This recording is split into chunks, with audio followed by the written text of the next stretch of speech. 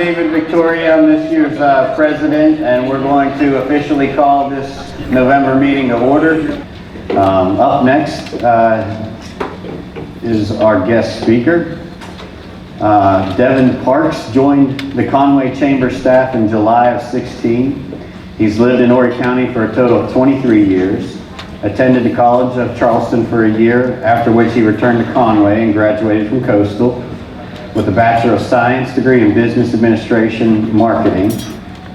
Devin has 4 years of marketing and sales experience and worked 2 years as a data analyst for Small Business Technology Solutions, LLC. He works as the Director of Economic Development and Government Relations at the Conway Chamber of Commerce. So without further ado, Devin, if you would please come up and share. We thank you for being here. So if I have this mic, I don't need that. Got it. Good afternoon, everyone.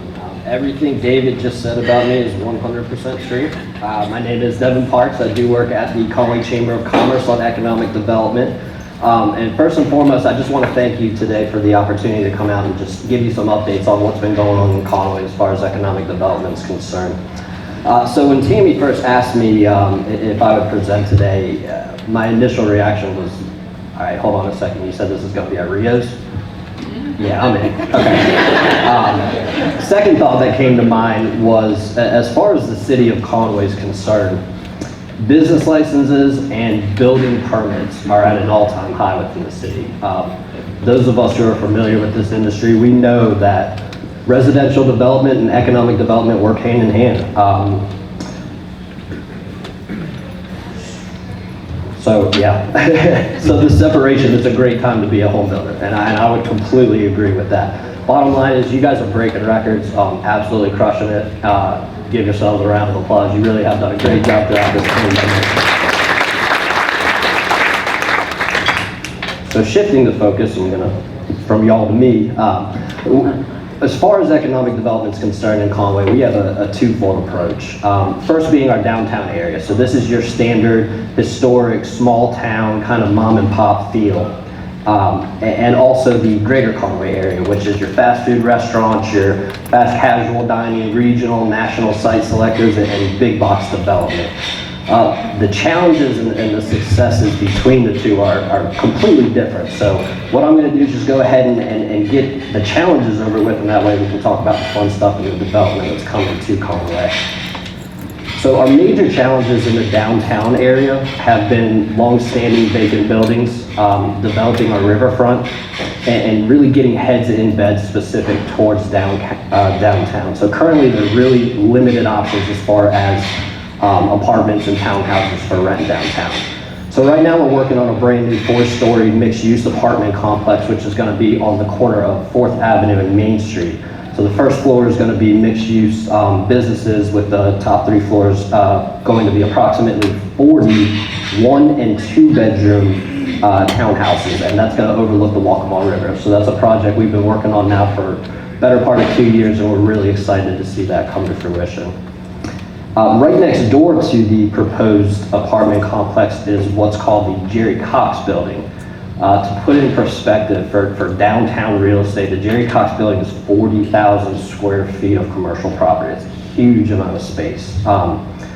It's located right in the heart of downtown Conway. Really, the 4th Avenue Main Street area is quickly becoming a hub for downtown Conway, and I'll get more into that as we go forward. The property stood vacant for the better part of a decade now. We're really excited to have assisted in brokering a deal and getting some owners in there. And currently we're working with the owners to fill that entire location. So some future tenants you can expect. We're looking at a nostalgic kind of ice cream parlor kind of area, and also a 2-story restaurant bar concept that we're really excited about moving forward.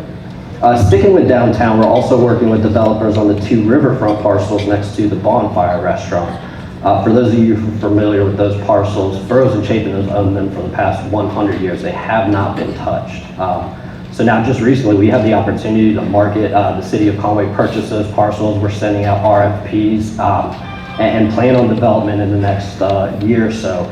Actually, Tidal Creek Brewery, which is in Market Commons, they plan on opening an additional brew house and coffee house next to the bonfire, which is going to have river access for boats and a lot of other good things. So as far as the greater Conway area is concerned, one of the projects we've been working on for the past 4 years, and when we talk about challenges, this would definitely be pretty much on the forefront of those challenges, is the Coastal Center, which you all might be a little more familiar as the old Kmart site. So currently we're working to fill another 80,000+ square feet there of commercial property. And I'm sure many of you have seen on the corner of 501 and 16th Avenue, the Firehouse Starbucks coming soon sign. It's been up for the better part of the last 2 years. I can't really go into specifics as far as that process, but what I can say is that deal is still very much alive. Both ourselves and Gator Investments really understand the importance of filling that out parcel, getting that former gas station down, and what that would do towards our recruiting efforts to fill the old Kmart site. Moving just north of Conway, as many of you may know, Frank Theaters, the Conway movie theater, closed about 2 years ago. It really left a huge void as far as family entertainment is concerned for our residents of Conway. Really excited to, we narrowed it down to 2 different companies that were interested. One was out of Hollywood and the other one was out of Missouri. So B&B Theaters actually made that purchase a little over a year ago. They're a family-owned company out of Missouri. The pandemic has definitely delayed their plans. I mean, when you think about it, what market segment has taken a harder hit than movie theaters throughout all of this? I really respect their plan and their aggressive nature, and probably shouldn't go off script. So they might be relocating some other movie theaters in this area, but as of right now, Conway is the only location that they have. Closest one is Florida. Everything else is out west. They're planning on pumping in $4.1 million in renovations to that movie theater, which is going to include heated electric recliners, updated sound system, brand new screens, a complete lobby renovation, a bar area, and a whole lot more.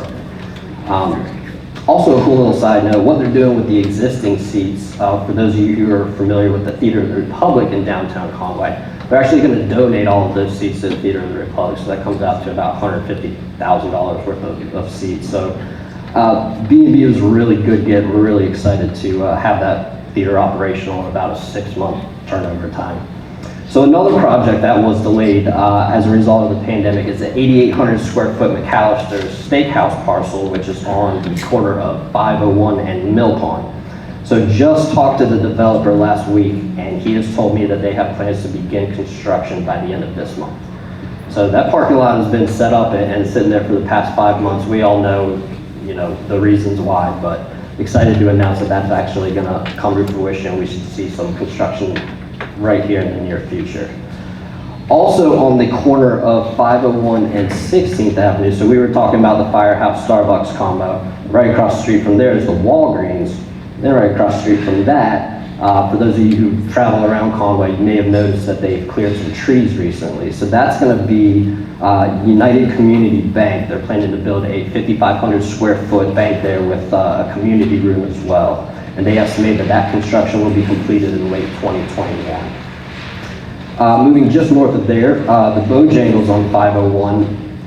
There's 2 parcels right next to that Bojangles right now that, as it stands, as far as commercial development is concerned, there's really not a whole lot you can do with it when you take into account landscaping buffers and the remaining footprint of those parcels as individual parcels. They really couldn't be built up as standalone.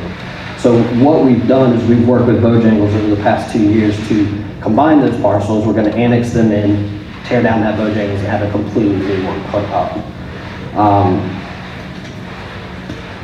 Also excited to announce the most recent census numbers. As far as the city of Conway proper, we just exceeded 25,000 residents within the city of Conway. And I know at face value that might not sound like a really big deal, but what that does is it opens us up to a lot of national chains from a recruitment standpoint that would have passed on us based on that demographic alone. So that 25,000 mark is a big deal. It's going to help us in our cause for recruiting, the old Kmart site, the Harveys, the former Bilo, moving forward. And really, we've already seen these numbers in the growing market help our cause. So Gary's the VP of Economic Development at the Conway Chamber of Commerce. We've been working with two different developers on two different parcels on 501 for two brand new hotels in Conway. The one across from the university, actually right next to the 810 Conway parcel, and one just south, that's just outside of city limits. Although I can't really discuss the plans for the site just south of CCU, what I can say, for the parcel next to 810 Conway, they're moving forward and they have plans to build an 80 to 90 room Fairfield Inn by Marriott. So for those of you that are familiar with the university changing, into the Sun Belt Conference, it's a whole different ballgame now. We have to keep up, with the growth in Conway. We can't have these people coming to games, and nothing against Myrtle Beach, but coming down we just want them to have that option to stay in Conway, to shop in Conway. So that is a very, very, very quick update on what we've been up to as far as economic development in the city of Conway. I don't know, is there like a question and answer? Because we're going to direct all that to Gary? No, I'm just kidding. I'd be happy to entertain any questions anyone has. Perfect. Thank you all very much for having me today.